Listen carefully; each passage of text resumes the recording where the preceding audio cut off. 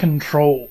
This is something that we need to discuss and to talk about, because when it comes to humanity, to humans, giving control of your life or your circumstances to another person is a very difficult thing, because as a person, giving control to another person or another human controlled group, we can never put full trust in that. And an example that gave me the thought of this message is that my wife and I, we work online on the internet.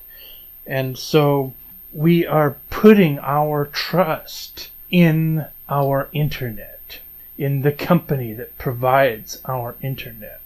Because if that company fails, then we lose money, we lose students, we get in trouble with our companies.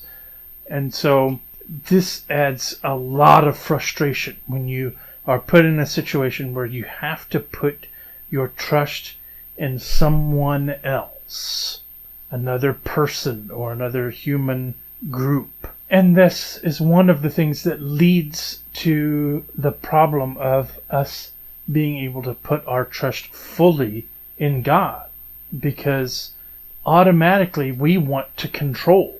Automatically I want to control that situation of my work.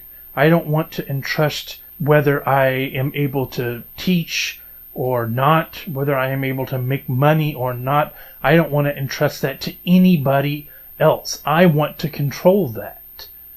But I have to trust that the internet company will do its job. And many times it doesn't. And that causes so much stress, so much anger and frustration.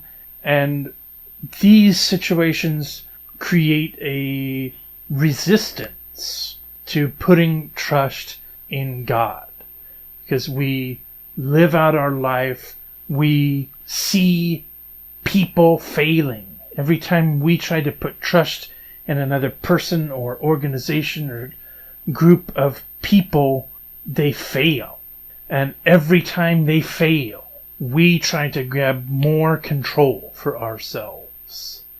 Another example, we have to trust our electricity, or the company that provides our electricity. If our electricity goes out, we can't work.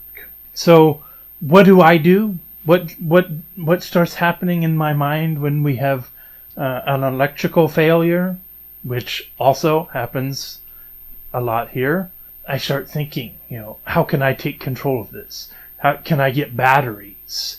Can I create a battery bank that, my internet plugs into and my computer plugs into, so that if the electricity goes off, I can still teach, I can still work and make money. Should I get a generator? I'm thinking all these things. I'm thinking of how to take control back, because they failed. So I want to get more control. My internet company failed, so I get a second line. So now I have 2 lines. In case one fails, then I have a backup. And then the backup fails. And, so I'm always trying to get more control, trying to take control of this so that I don't feel helpless, so that I don't have this added stress, this added frustration. And all of these things build up in each one of us, because we all deal with different forms of the same thing. It builds up in us over time, and it creates a resistance to giving control to God. But what we always have to remember is that where people fail, God will never fail. So even though we have this mindset of taking back control, trying to limit how much others influence our life, how we live, how we provide for our families, we can always count that God won't fail where they do.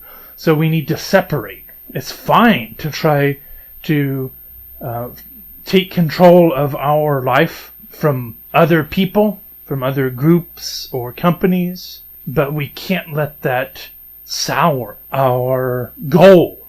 And our goal is always, every minute of every day, giving up more and more control of ourselves to God. So this is something just to think about. Don't let life, don't let people, don't let circumstances or companies or all of these situations sour you and create a wall in between you and God.